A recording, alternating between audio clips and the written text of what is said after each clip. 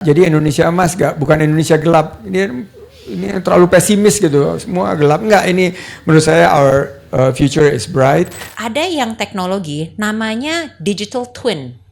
Digital twin ini di mana? Ngeri. Pernah dengar ya? Ngeri. Nah, saya melihat kekuatan Indonesia itu justru di Gen Y. Kita ini economic backbone untuk menciptakan peluang-peluang usaha, untuk menciptakan lapangan kerja itu justru para Gen Y nih. Welcome to the Impact Makers podcast, where we will be interviewing various key leaders and impact makers throughout our country, Indonesia. This podcast is brought to you by SPH Alumni Network and POV, Path of Visionaire.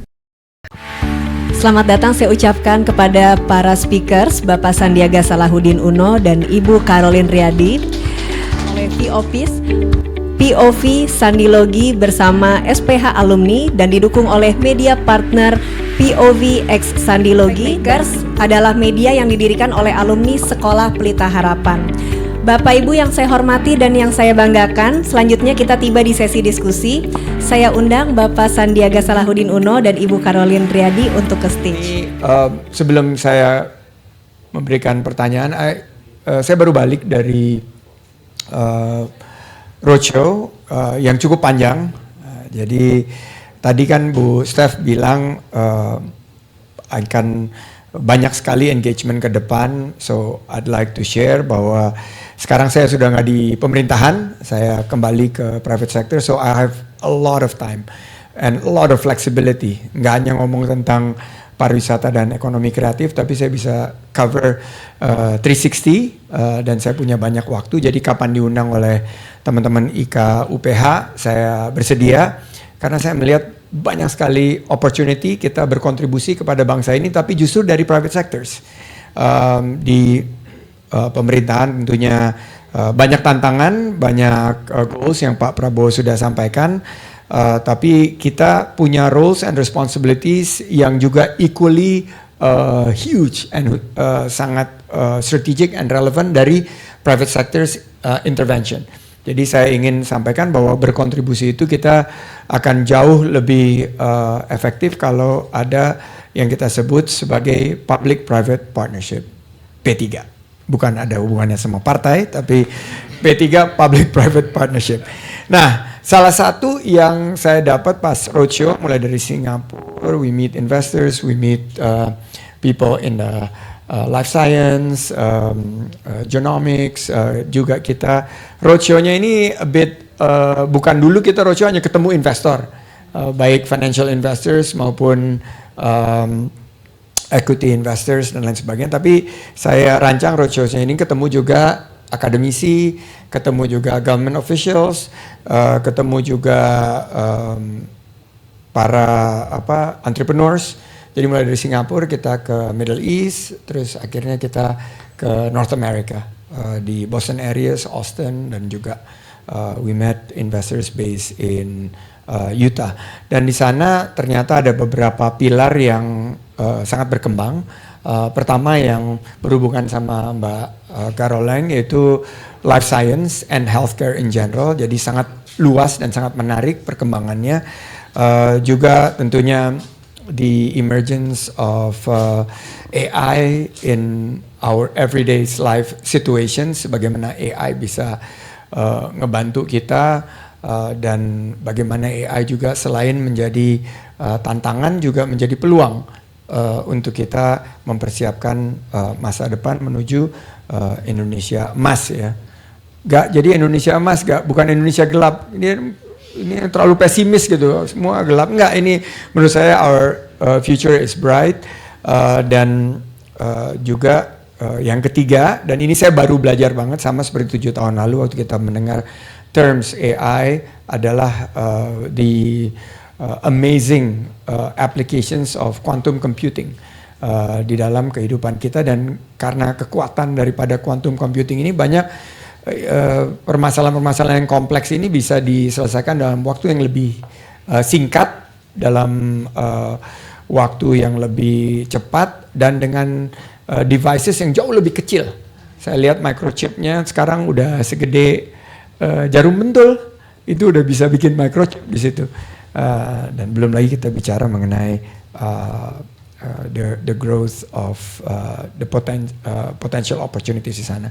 Nah, ini ada beberapa data yang ingin saya share. Pertama, SDM kesehatan Indonesia punya sekitar 2 juta SDM di bidang kesehatan, tapi ini sangat-sangat kurang dan belum di skill setnya belum dilengkapi. Perlu di upskill, di reskill, dan di new skill. Dan menurut saya angka ini easily bisa mencapai 5 sampai 7 juta SDM kesehatan. Jadi ini kesehatan in totality itu adalah sektor yang menciptakan begitu banyak peluang usaha dan lapangan kerja. Dan semuanya nggak dari pemerintah, mungkin pemerintah hanya 10% dan polisinya 90% itu justru dari intervensi private sectors. Kedua, kita bicara nakes ya, tenaga medis, terutama dari tenaga medis, karena itu tadi tenaga kesehatan, kita naik sedikit ke yang medis. Di sini semua udah tahu kita dokternya itu kurang banyak dan kurang mungkin specialty-nya juga bisa ditambahkan, dan ini jumlahnya 150.000 orang, dan dari sini dibagi 2/3 dokter umum, hanya yang 1/3 yang dokter spesialis. Perawatnya sekitar 582.000 orang. Jadi tadi penandatanganan Mas Erwin dan Mas Brian ini sangat bisa kita arahkan bagaimana more jobs could be created dan ditawarkan, sehingga yang tagar kemarin tuh kabur aja dulu gitu, kita bisa rephrase ke di Indonesia gitu. Nah, ini jadi karena angka-angka rasio dokter per populasi masih sangat rendah, dan peningkatan jumlah dokter spesialis, dan ada studi terbaru yang saya dapat bahwa 45% tenaga kesehatan itu burn out, merasa overwhelmed, kerjaannya terlalu banyak, waktunya terlalu panjang, dan ini tentunya nanti bisa dengan emergence of new technologies maupun jobs yang di-create itu bisa lebih banyak. Saya ini selain daripada lulusan dari UPH, saya juga pengalaman 3 generasi dari keluarga Riyadi ini. Jadi dulu pertama kali dapat mentoring itu dari Akong. Bener ya panggilnya Akong ya? Akong itu Pak Mohtar Riyadi. Jadi saya di bisnis keuangan kan. Yang paling memang kita waktu itu menjadi panutan itu ya Pak Mohtar gitu. Jadi dia mengajarkan saya awal-awalnya itu yang kenalin ke Pak Mohtar itu Pak William Surajaya. Saya pernah diskusi sama beliau panjang lebar di satu weekend, dan beliau juga salah satunya yang mendorong saya waktu itu berpikir untuk memberikan kontribusi melalui pelayanan publik, karena dia bilang ada bakat nih di pemerintahan, dan waktu itu yang menguatkan saya saat saya ngambil keputusan untuk masuk dalam pelayanan publik. Terus generasi berikutnya saya juga ketemu sama Pak James, sama-sama di HIPMI, di Kadin, terakhir di Komite Ekonomi Nasional KEN di bawah Pak SBY. Jadi itu 5 tahun saya sama Pak James, dan sekarang saya ini di generasi ketiganya nih. Jadi setelah sama John beberapa waktu yang lalu, sekarang sama Caroline. Jadi senang banget nih, dan dia diundang di sini nih karena keilmuannya yang hebat di Siloam, walaupun kemarin juga sempat viral. Jadi nanti bisa kita gali pemikiran Bu Caroline di temanya inovasi, leadership, dan empowering healthcare professional. Jadi pertama nih, dari tadi introduction yang panjang, apa pemikiran Bu Caroline terhadap the latest trend untuk mengadopsi inovasi di Siloam, baik itu AI, big data, maupun mungkin juga robotics. Apakah ini mengancam existence dari jobs untuk para tenaga kesehatan atau justru mempermudah? Dan kira-kira intervensi seperti apa yang sudah Ibu Caroline lakukan di Siloam Group. Pak Erwin, Pak Raymond, Bu Grace yang sudah mengundang, juga untuk SPH Alumni, juga UPH Alumni Network juga, dan kawan-kawan yang ada di sini semua. Tentunya juga Pak Sandi, saya merasa nih justru saya yang harus belajar dari Pak Sandi yang punya pengalaman jauh lebih banyak dari saya. Tapi hari ini kita berdialog lah ya Pak ya. Jadi untuk inovasi dan di healthcare, ini topik yang luar biasa sekali ya. Jadi inovasi itu kan bisa di banyak area ya. Bisa di teknologi, bisa di proses, bisa di business model, bisa di pelayanan, kita bisa berinovasi banyak sekali gitu ya.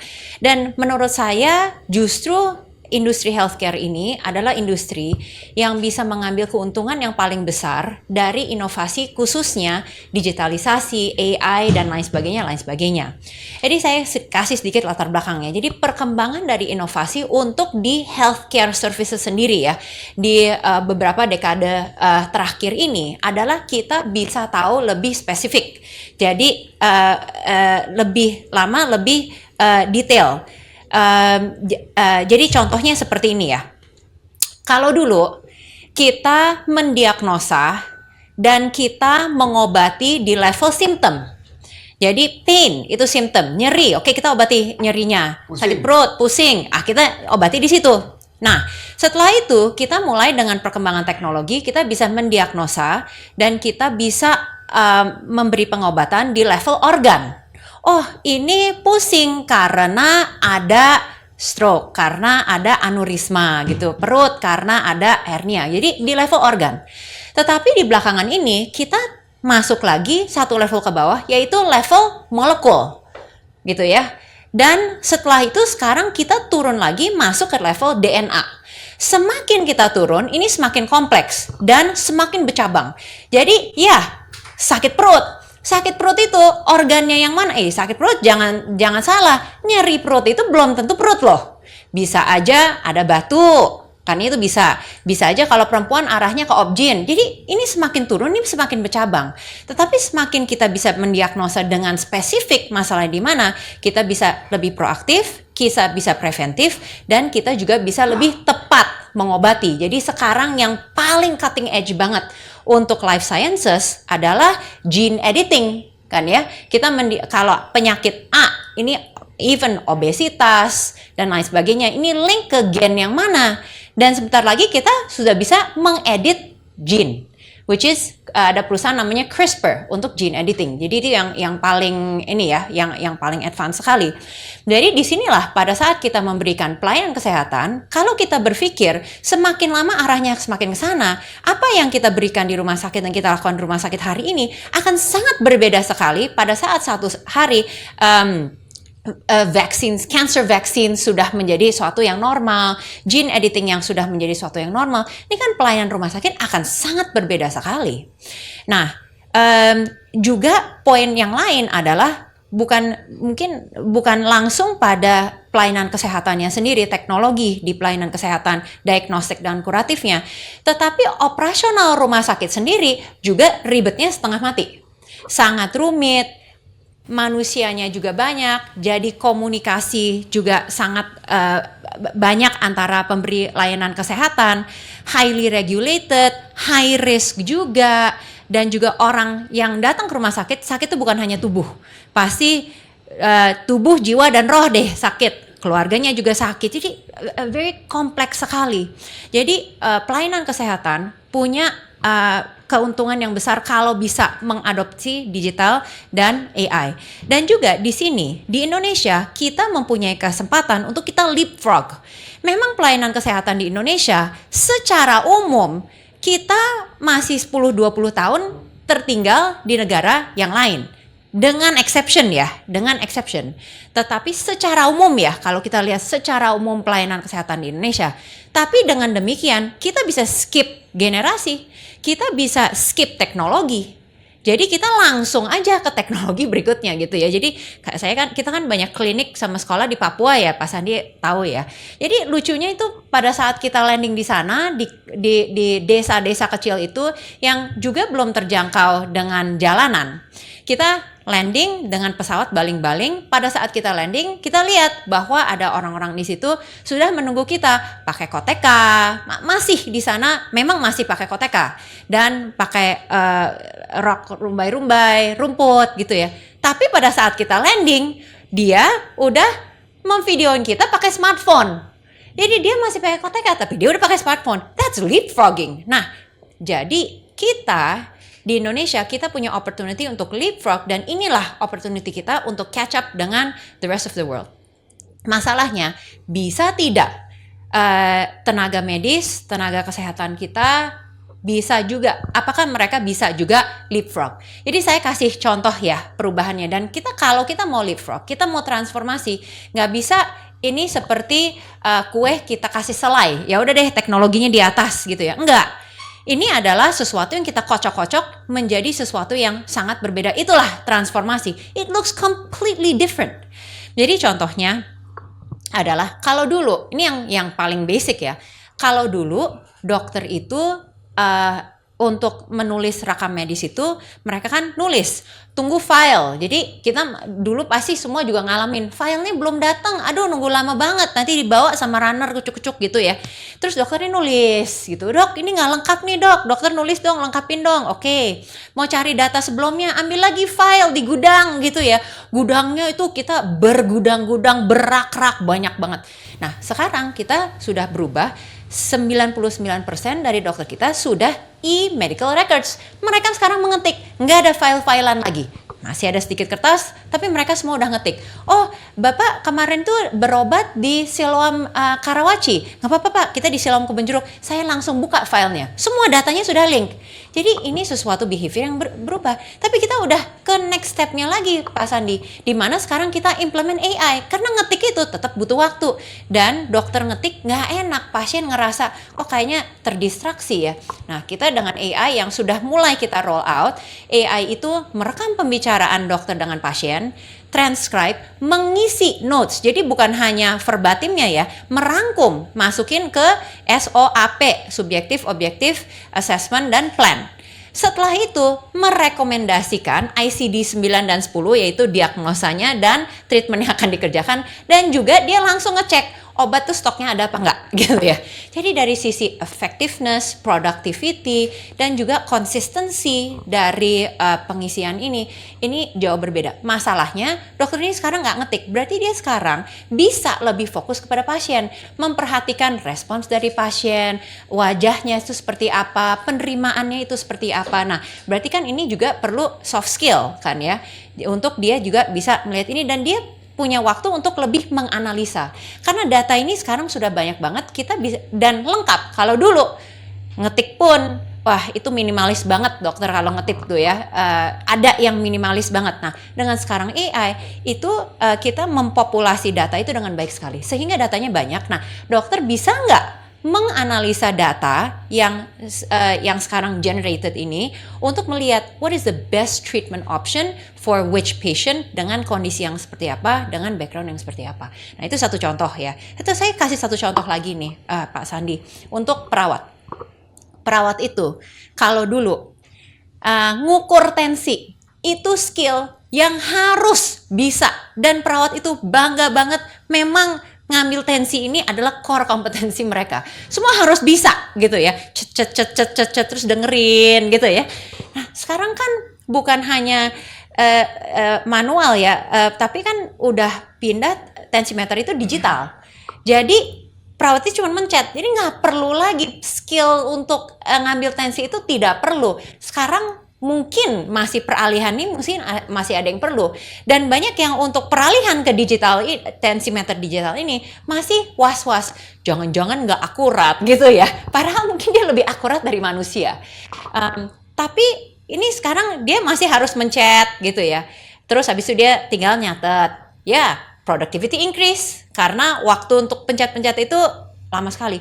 Tapi sekarang the nextnya, which is kita sedang dalam proses menyambungkan semua tensimeter digital dan semua alat-alat yang ada di rumah sakit masuk langsung ke medical record. Jadi kalau kita mulai di ICU. Di ICU itu alatnya banyak, generates tons of data.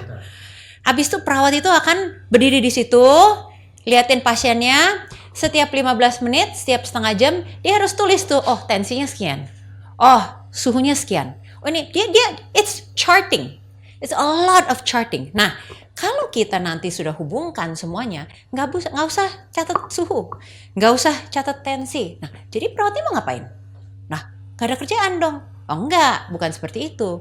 Dia sekarang pindah skillnya dari dia setiap setengah jam tensi, setiap jam nyatet, perawat itu harus bisa mulai menganalisa. Kalau tensinya turun sekian, ini apakah berarti penurunan kondisi? Kalau tensinya sekian, ini apakah berarti ini sesuatu yang saya harus eskalasi? Ini apakah ada pendarahan pos operasi yang perlu saya lebih perhatikan? Jadi lebih ke using data, analyzing data, making informed decisions based on data. Nah, ini yang kita perlu transisikan SDM kita untuk bisa use technology, use data, Pak Sandi. Ya, kurang lebih ini ininya ya, gambarannya ya, gambaran singkatnya itu seperti itu. Bagian-bagian lain juga tentu banyak lain yang seperti ini. Fascinating. Jadi di masa depan dengan tadi kita bisa melihat teknologi berkembang, akan ada precision medicine gitu ya, Bu Caroline, di mana saya sama Erwin nih, kita kan sama-sama suka makan apa kita bro yang pedas-pedas itu? Bubur. Terus kita habis makan bubur, dua-duanya sakit perut nih. Dua-duanya sakit perut, mungkin kebanyakan cabai dan segala macam. Tapi berarti dengan ini masa depannya sekitar 2-3 tahun lagi, obat sakit perutnya Erwin bisa berbeda sama obat sakit perutnya si Sandi gitu, karena kita memiliki gene yang berbeda. Gitu ya kira-kira cara lihatnya. Itu kalau aplikasi untuk yang sekarang lebih ke molekuler dan DNA ini udah banyak sekali di onkologi.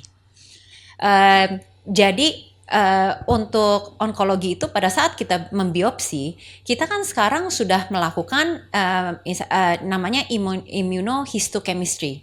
Kita lihat ekspresi gen dari si sampel ini, dari si sel kanker ini, kita bisa melihat ini mutasinya apa. Tapi one step further kan kita sudah bisa melakukan sequencing untuk cancer cells, dan it is common.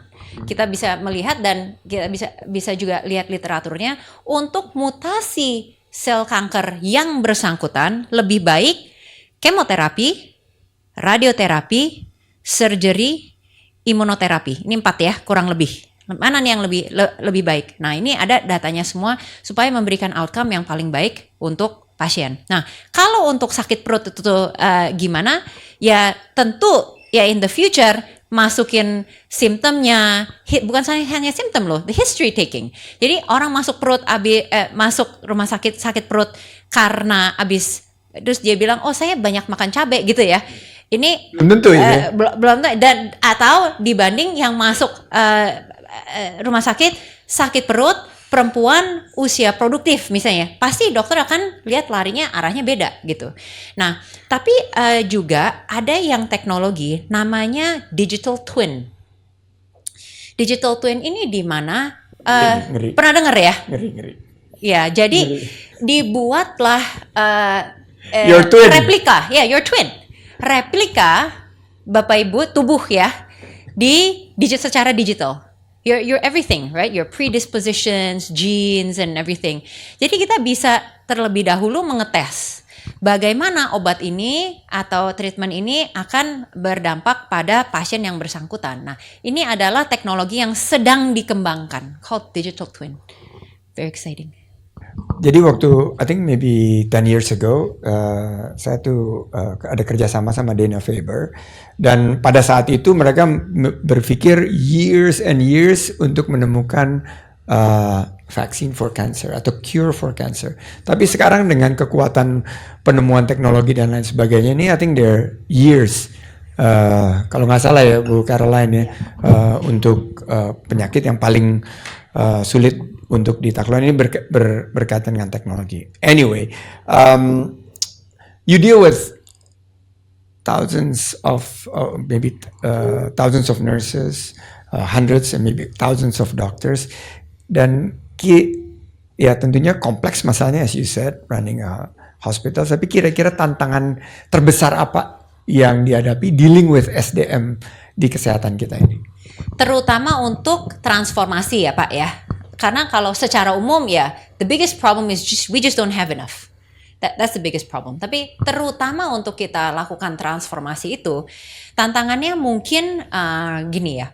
Jadi waktu kita pertama melakukan digital transformation, kita udah tahu nih dokter ini mungkin akan makan waktu untuk mereka mau mengadopsi. Jadi saya bilang ya udah deh, first step baby steps. Yang pertama adalah kita minta dokter itu hanya klik untuk panggil pasien. Klik saja untuk panggil pasien di luar. Waduh Pak, itu 10 tahun yang lalu, enggak, mungkin 8 ya. Itu banyak dokter tuh nggak mau klik loh Pak. Jadi saya pikir waduh, kalau dia nggak mau ngeklik gimana dia suruh ngetik gitu. Jadi waduh, ini sih berat banget. Jadi masalahnya apa? Yang pertama itu di rumah sakit ini kita DNA-nya adalah risk adverse, do no harm, kan ya. Jadi we're very risk adverse. Dan hati-hati dan ya memang harus begitu karena kan kita zero room for error kan, nggak bisa salah pun. Jadi kita punya suatu proses tuh yang harus diikutin. Jadi sangat hati-hati sekali. Sehingga yang kedua, pada saat ada sesuatu yang mereka belum kebayang, ini mau apa sih? Kenapa sih berubah-berubah? Maksudnya mau gimana? Pasti akan timbul resistensi. Bukan karena dia nggak mau, tetapi karena mereka menjaga pasien. Healthcare selalu tertinggal di dalam kita adopt inovasi dan digital. Kita very notorious, terkenal bahwa kita ini lama sekali untuk berubah. Jadi itu yang paling besar. Bagaimana caranya kita win trust dari si dokter-dokter ini? Mereka percaya bahwa ini sesuatu yang bukan membahayakan, tetapi sesuatu yang akan membawa manfaat. Nah, bagaimana saya tahu bahwa digital transformation ini sudah berhasil? Satu, kalau sistem saya mati, semua orang komplain, berarti udah make gitu kan ya. Terus yang kedua, mereka justru yang minta system development. Kalau dulu, kenapa sih kita harus pakai? Kalau sekarang mereka mengatakan, gimana kalau bikin fitur ini supaya nanti kita bisa melihat ini sehingga memudahkan pasien. Jadi mereka ikut ownership dan ikut di dalam inovasi ini karena kita sudah mengajak mereka dan mereka sekarang sudah kebayang. Dan tantangan yang terakhir adalah bagaimana kita bukan hanya menerapkan teknologi secara superficial, tetapi memang menerapkan teknologi sehingga cara bekerja berubah, cara berpikir berubah, komunikasi itu caranya itu berubah, dan tentu outcome terhadap pasien itu juga berubah. Okay. Ini ada beberapa pertanyaan lagi before saya lempar kepada Flores untuk pertanyaan ke Bu Caroline. Salah satu, kita baru melakukan research Januari lalu, dan generally masyarakat Indonesia itu apresiasi ada peningkatan layanan kesehatan, dan ada apresiasi juga beberapa inisiatif baik dari pemerintah maupun private sector untuk meningkatkan pelayanan kesehatan. Tapi dari pengguna layanan kesehatan berbasis BPJS, komplainnya itu adalah satu, antrian panjang, nomor dua adalah sistem yang berjenjang, dan nomor tiga, bagi yang mengakses, mereka akhirnya frustrated dengan sistemnya. Nah, kira-kira dalam menerapkan teknologi terbaru ini, leadership values apa yang Bu Caroline terapkan in your organization yang bisa mungkin bisa menjadi inspirasi bagi other leaders in similar situations, be it bigger atau actually sama mungkin in a much smaller scale situation. Oke, jadi berarti bukan ngomong BPJS-nya ya, bukan ngomong ke leadership, which is by the way ya, BPJS ya, it's the largest insurance company in the world. Luar biasa hebat kita bisa menciptakan itu di Indonesia, tapi tentu karena dia besar ya pasti akan banyak tantangan lah, tapi luar biasa udah dengan skala demikian. Jadi menurut saya sih untuk setiap hal yang kita harus maju melangkah ke depan. Yang penting adalah dari leaders itu perlu ketegasan dan kejelasan apa yang mau dicapai. Menurut saya lebih baik kita salah tapi yakin daripada kita benar tapi majunya ragu-ragu gitu ya. Kalau perlu ya udah fail fast gitu. Tetapi paling nggak enak kita ngikutin orang yang nggak jelas arahnya mau kemana. Jadi untuk leaders mungkin saran saya nggak boleh ragu-ragu. Kita harus punya confidence dan kita harus punya conviction di dalam melakukan itu. Mungkin itu singkatnya, mungkin seperti itu aja kali ya Pak ya. Banyak yang lain. Sekarang saya buka kesempatan untuk bertanya di teman-teman. Mbak Nona. Ya, baik. Izin Bapak Ibu, pertanyaannya sudah ada yang masuk karena scan barcode. Ya. Oke, silakan. Jadi saya bacakan dari sini. Silakan. Ini teknologi juga, Mbak Caroline. Jadi nggak ada yang nanyanya muter-muter gitu, nggak ada karena sudah nggak ada yang ragu-ragu gitu. Iya. Langsung pertanyaannya langsung di summarize oleh Mbak Nona. Go ahead. Ya, baik, di sini sudah ada 4 pertanyaan, Bapak Ibu. Yang pertama pertanyaannya dijawab Pak Sandi terlebih dahulu. Perbedaan antara tantangan Gen X, Gen Y, dan Gen Z dalam memulai suatu usaha dan tips untuk Gen Z untuk memulai usaha di masa ini, Pak. Aku tuh Gen X ya. Siapa yang Gen X di sini angkat tangan? Gila, I'm the oldest here. Ini kebanyakan milenial, Bapak. Bro, enggak, lu Gen Y kan, lu milenial. Enggak ada yang Gen X ya? Yuga kali ya, Yuga Gen X bukan? Gen X itu basically we're entrepreneurs, memulai usaha kan? We're entrepreneurs. Yang jadi entrepreneurs itu adalah they either by accident atau dia meneruskan usaha dari orang tua. Jarang sekali entrepreneurs pada saat itu lahir dari program-program inkubasi, program-program entrepreneurs training, challenge. Jadi saya ini jadi pengusaha karena saya kehilangan pekerjaan. Saya dipecat di PHK.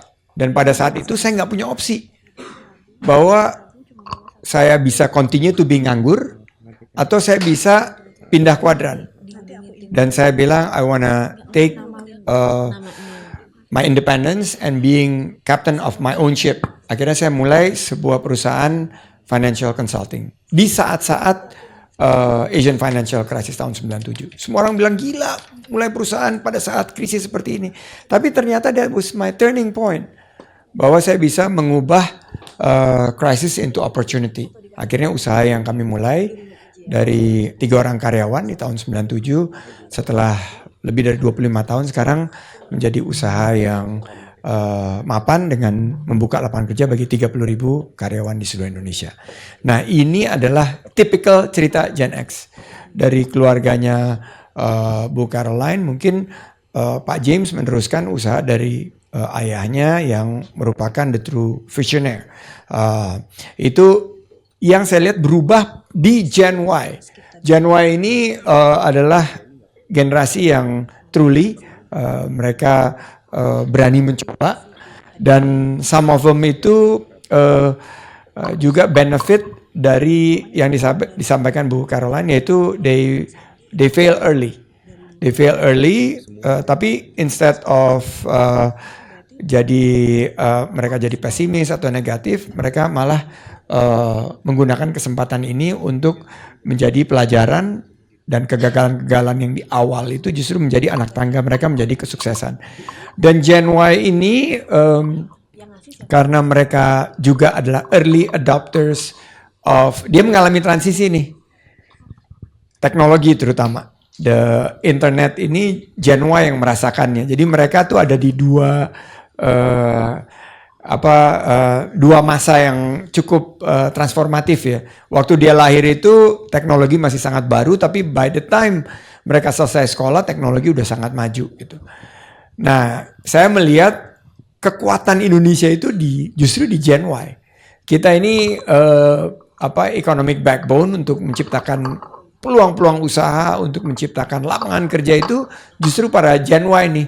Dan rata-rata usaha mereka itu adalah micro, small, medium enterprises. Some of them make it to large enterprises, tapi rata-rata about 60-65% dari GDP kita ini ada di usaha-usaha yang dimulai oleh Gen Y. Nah, Gen Z ini, to be honest, sampai sekarang adalah the most difficult for me to understand. Karena saya punya anak-anak Gen Z kan. Saya punya 2 anak Gen Z, satu tapi they continue to amaze me gitu loh, dengan pemikiran-pemikirannya yang completely out of the box gitu. Tadi ngomong burnout, ini terminologi Gen Z, gue kena mental nih gitu loh. Itu di zaman Gen X tuh nggak boleh kita kerja, disuruh orang kerja sampai pukul 10 malam, 11 malam baru pulang. Itu ya kita masih untung punya kerjaan loh, gitu loh. Kalau sekarang nggak bisa, sorry, I have to go healing, refreshing. Nah itu saya kemarin tuh kaget loh, hari Minggu saya masuk di Bobo Box yang di Sukawana. Ini new way of sustainable tourism, being in with the nature. Biasanya kan Minggu orang udah siap-siap mau kerja kan, hari Seninnya gitu. Ini justru Minggu di Gen Z pada lagi berlibur gitu loh. Dan yang paling dia sukain itu adalah cabin, yang ada 2 cabin, yang tengahnya tuh ada bak mandi yang berendam pakai air panas gitu. Ini yang paling laku katanya. Kenapa? Gen Z seneng berlama-lama dengan berendam air panas ini gitu. Kum-kum lah istilahnya. Di hari Minggu, di mana hari Senin orang kerja gitu loh. Jadi not long weekend. This weekend kan nggak long weekend. Jadi ini Gen Z. Tapi saya percaya justru karena dengan adanya aplikasi daripada AI dan lain sebagainya, Gen Z ini justru tadi leapfrogging dia. Dia nggak ngikutin lagi pola memulai sebuah perusahaan, memulai sebuah usaha itu dari pola-pola yang dilakukan oleh Gen X maupun Gen Y. Tapi mereka langsung loncat gitu ke suatu hal, tiba-tiba they make it aja. Anak saya yang pertama di biotech world gitu, ya dia kebetulan ada di the most innovative square mile di Amerika untuk biotech, yaitu di Kendall Square di Cambridge kan. Di situ mereka bisa ngelihat orang jadi billionaire dalam waktu less than 3 tahun gitu loh. Itu nggak pernah terjadi sebelumnya. Nah, oleh karena peluang ini sangat besar, saya meyakini bahwa intergenerational different karakteristik itu justru menjadikan ekonomi Indonesia itu sangat kaya gitu loh. Sangat kaya dengan potensi karena kita punya generasi-generasi muda kita yang saya lihat sangat agile, belum lagi kekuatan kultur kita. Dan kalau saya melihat bahwa Indonesia ini akan overtake ini seperti kayak hockey stick gitu ya. If you continue to be optimistic, you think positive way and riding into this technology trend dan the emergence of banyak inovasi-inovasi ini, justru ini peluang besar bagi kita untuk membuka lapangan kerja, memudahkan ekonomi, dan akhirnya ya pertumbuhan 8% yang dicanangkan oleh pemerintahan Pak Prabowo ini justru akan diwujudkan oleh para Gen Y dan Gen Z entrepreneurs. Saya mungkin mau nambahin, bukan dari sisi entrepreneur, tapi mungkin kalau saya lihat di healthcare ya Pak ya. Kalau Gen Y itu lebih, it's a me generation. It's about me. Itu Gen Y, generasi saya. Tapi kalau Gen Z is a purpose-driven generation. Mereka memang melihat purpose, sustainability, membangun masyarakat, dan lain sebagainya. Dan saya nggak percaya bahwa Gen Z itu nggak tahan banting. Mereka bisa tahan banting kalau ada tujuan. Jadi kesimpulan saya adalah bahwa bukan kesulitan itu membuat orang kabur, tetapi kesulitan yang tanpa ada maksud dan tujuan. Jadi kuliah susah nggak? Ya susah. Punya anak susah nggak? susah membesarkan anak, tetapi we stick to it karena kita ada tujuannya. Nah, saya lihat ini di COVID, itu adalah masa-masa yang paling sulit, tetapi saya tahu garda yang depan ini, perawat, dokter, dan lain sebagainya, mereka mati-matian dan turnover itu rendah. Dan banyak dari mereka itu udah masuk Gen Z, walaupun masih banyak yang juga Gen Y juga. Jadi yes, yang penting kita menjadi organisasi, kita menjadi startup, kita menjadi entrepreneur dengan purpose. Nah, dengan demikian kita bisa menyatukan orang-orang yang ada di dalam organisasi kita. Baik, kita beri tepuk tangan terlebih dahulu. Pertanyaan pertama tadi dari Presley. Pertanyaan kedua dari Naufal. Ini untuk Ibu Caroline. Izin Ibu, bagaimana peran Siloam Hospitals dalam mendukung pemerintah untuk memperbaiki fasilitas kesehatan di daerah tertinggal atau terpencil? Thank you.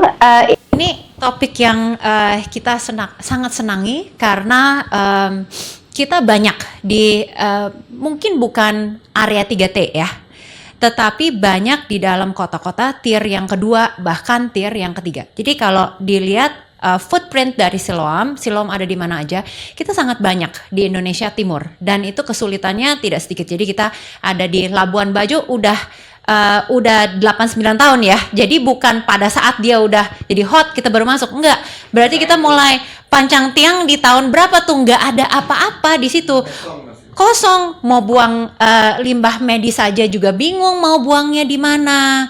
Mau kalau udah bulan-bulan di mana laut itu gelombangnya tinggi, terus nggak ada pengantaran masuk ke dalam Labuan Bajo dan lain sebagainya. Jadi hardship itu tinggi sekali. Jadi di Labuan Bajo, di Kupang, Ambon, Buton, yaitu di Sulawesi Tenggara, dan juga kita ada 7 klinik di pedalaman Papua yang memang belum ada pelayanan kesehatan di situ ya.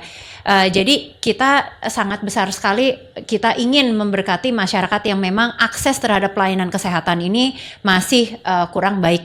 Dan kita bersyukur bahwa ada tenaga medis, dokter yang mau ke sana untuk melayani di sana. Itu yang lebih hebat lagi gitu ya.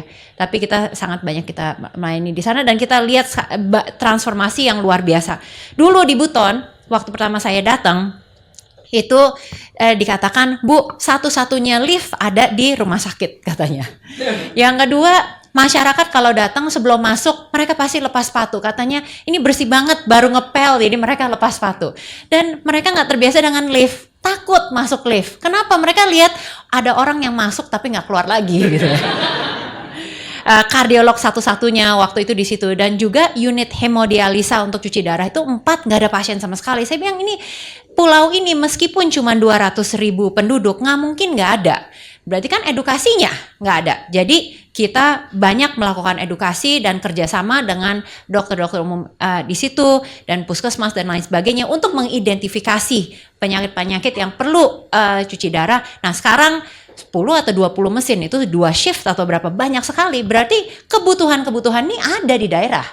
Cuman ketersediaan pelayanan kesehatan itu masih belum ada, awareness, pendidikan, dan lain sebagainya masih menjadi tantangan untuk seluruh sistem kesehatan di Indonesia, baik private maupun public. Ini menjadi PR kita.